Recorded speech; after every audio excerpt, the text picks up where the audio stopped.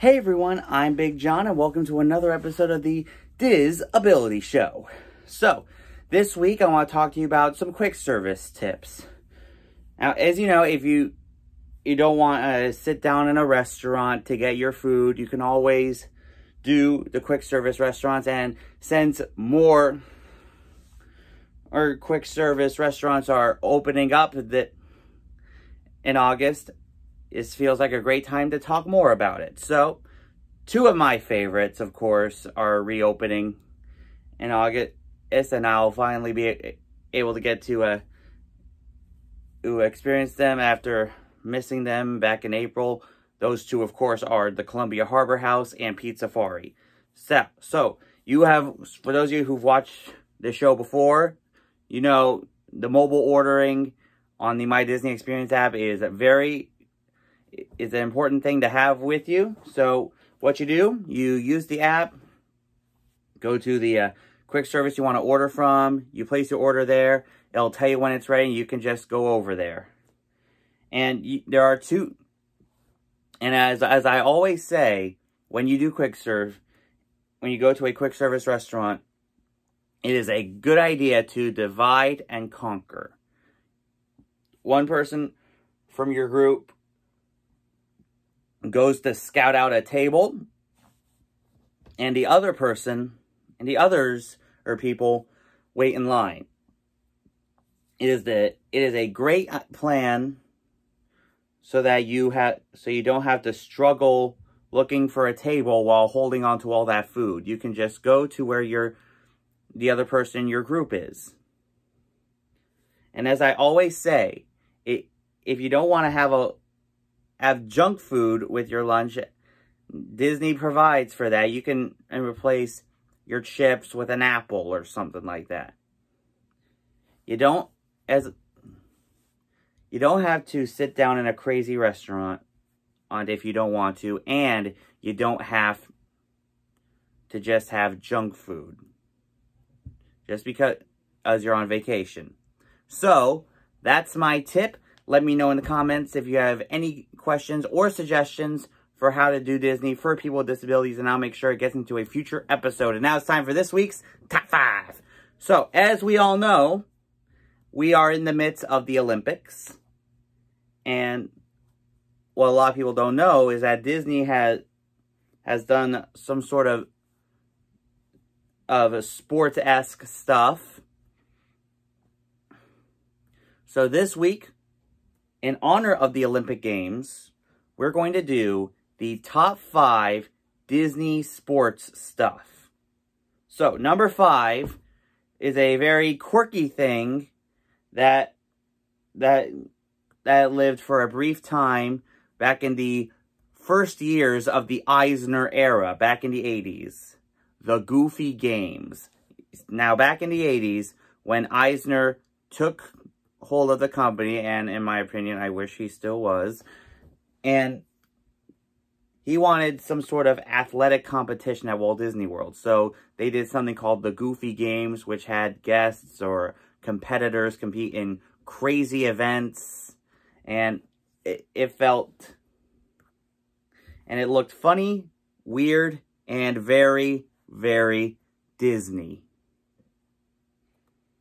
All right, number 4, something that is still standing on property, the ESPN Wide World of Sports Complex. Now, this is where athletes come to compete and stuff. There's a whole lot of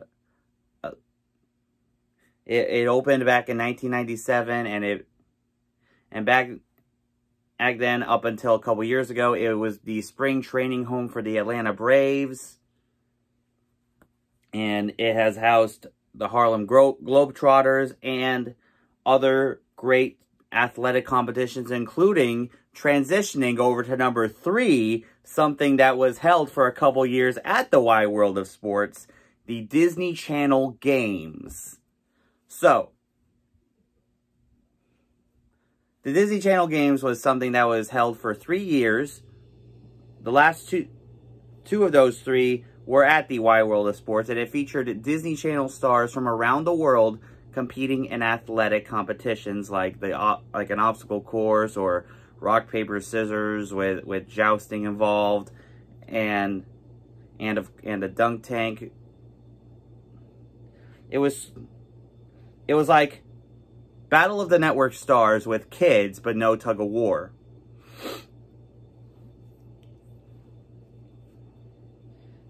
So, anyway, number two is a very popular thing with Disney, and that is Run Disney.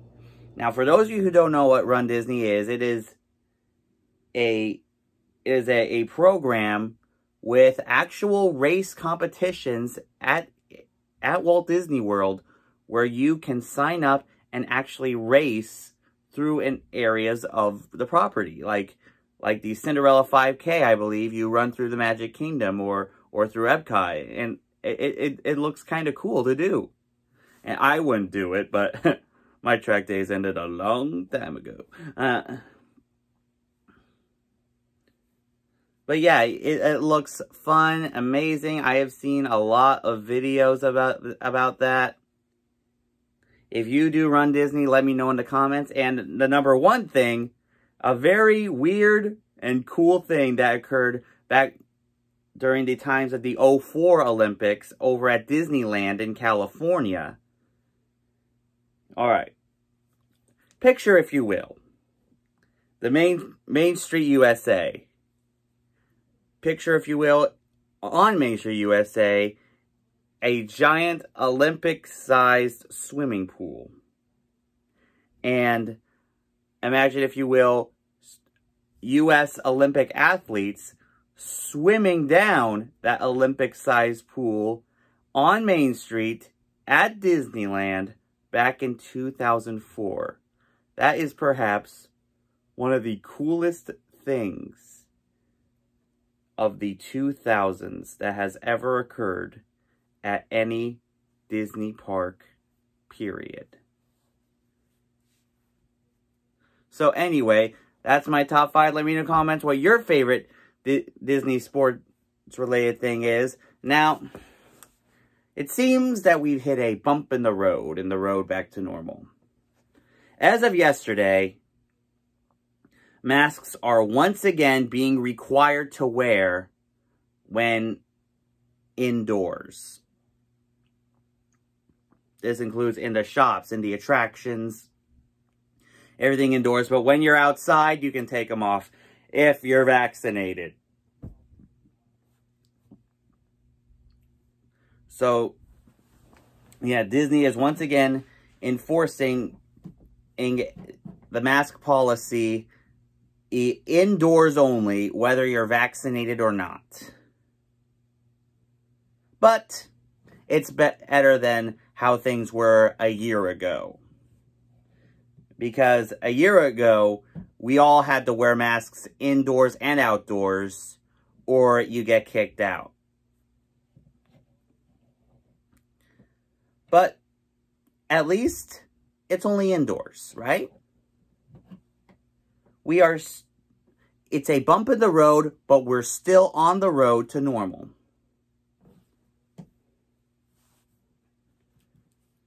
Yeah, yes, I know. I, of course, was looking forward to to only wearing a mask on transportation, but it's better than back in April when I had to wear it all the time in the parks. But we got this. All right? Let's keep getting better, and then we can go back to what things were like before this, okay? Okay. So anyway, that's this week's show. Let me know, as I said before, let me know in the comments if you have any questions or suggestions for how to do Disney for people with disabilities, and I'll make sure it gets into a future episode. Now, for this week's shout-outs, make sure you check out my buddy Michael over at Mousepiration. He did an unboxing video the other day for his D23 Gold member gift. Still waiting on mine.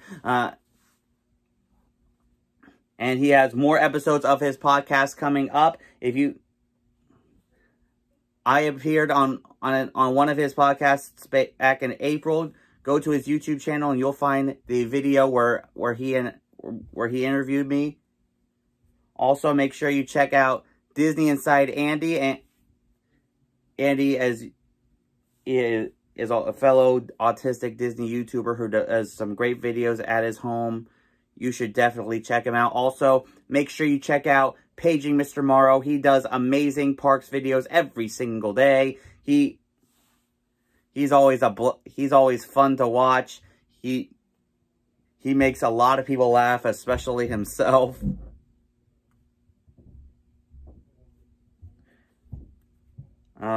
Also, make sure you check out Oh Snap Productions.